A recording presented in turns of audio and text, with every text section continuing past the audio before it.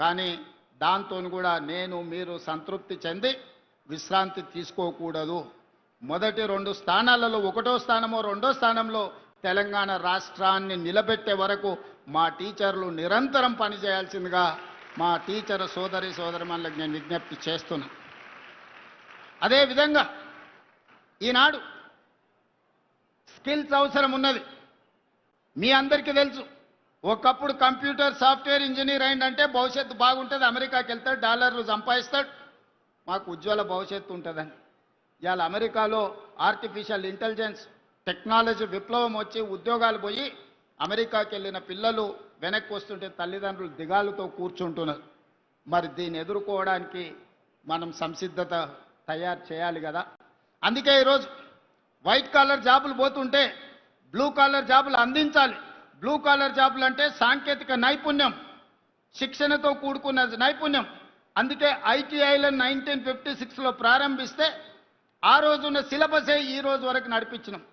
ఆనాడు డీజిల్ కారుకు mechanic ambassador కార్లు రిపేర్ చేసే అప్పుడు నేర్పించింది. మరి ఇవాళ పిల్లోడు అంబాసిడర్ కార్ రిపేర్ నేర్చుకుంటే అంబాసిడర్ కార్ ఎక్కడా లేదు, ఫామ్ హౌస్లో తప్ప. అక్కడికి ఆయన రానియడు, మనోడు రిపేర్ చేయడు. అది రిపేర్ చేసినా బాగుపడేటట్లేదు. అందుకే అంబాసిడర్ కార్లను రిపేర్ చేయడం కాదు, ఆడి BMW బెంజ్ కార్లు ఈవీ కార్లను ఏ విధంగా రిపేర్ చేయాలనో, దానికి బ్యాటరీలను ఎట్లా తయారు చేయాలనో, ఈవీ వెహికల్ని మనం రోడ్డు మీదకి తేవాలంటే బ్యాటరీ అంతంత కీలకం. ఇంతకుముందే అమరాజా బ్యాటరీస్ కంపెనీని మన జిల్లాలో మనం ప్రారంభించుకున్నాం.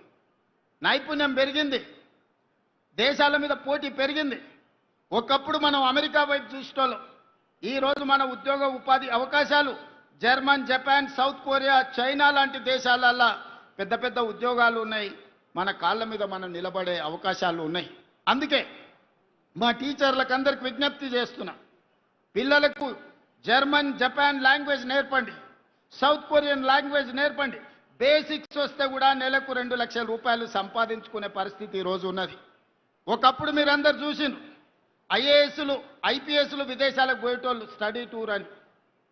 ఈసారి టీచర్లను విదేశాలకు పంపించడం, అక్కడున్న విద్యా వ్యవస్థను స్టడీ చేసి పిల్లలకు మంచి విద్యను అందించడానికి. పోయిన సంవత్సరం నాకు తెలిసి 50 మంది టీచర్లను విదేశాలకు పంపించి స్టడీ చేయించినాం.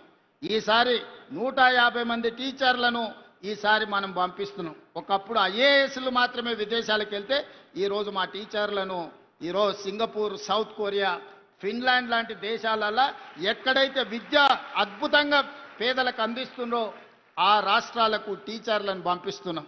స్టేట్ ఫార్మేషన్ డే రోజు బెస్ట్ పర్ఫార్మ్డ్ టీచర్లకు అవార్డ్స్ ఇవ్వాలని ఈరోజు నిర్ణయించుకున్నాం. అదేవిధంగా పాఠశాలల్లో చదువుకునే పిల్లలకు ఒకప్పుడు బట్టలు ఎప్పుడో లేకపోతే చెప్పులు ఎట్లుండేటివో తెలియని పరిస్థితులు.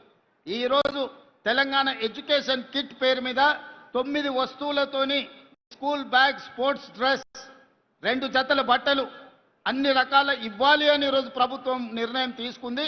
దానికోసం దాదాపుగా 1000కి పైగా కోట్ల రూపాయలు ఖర్చు పెట్టి జూలై ఎండింగ్ 15th ఆగస్టు లోపల 27,50,000 మంది విద్యార్థులకు ప్రతి ఒక్కరికి 9 వస్తువులతో తెలంగాణ ఎడ్యుకేషన్ కిట్ 15 ఆగస్టు లోపల మీకు ఇవ్వబోతున్నాము. 27.5 లక్షల మంది విద్యార్థుల అభిప్రాయం వాట్సాప్లో లోడ్ చేసి మీకు వచ్చిన వస్తువులు బాగున్నాయా, బాగలేవా, మీ అభిప్రాయాలు చెప్పే విధంగా ఈరోజు విద్యాశాఖను తీర్చిదిద్దుతున్నాం. అందుకే మిత్రులారా, ఎవరైనా మిమ్మల్ని ప్రభుత్వ పాఠశాలలో చదువుకుంటే ఏమవుతారు, గవర్నమెంట్ స్కూల్కి వెళ్తే ఏం కారు కదా అని చెప్తుంటారు.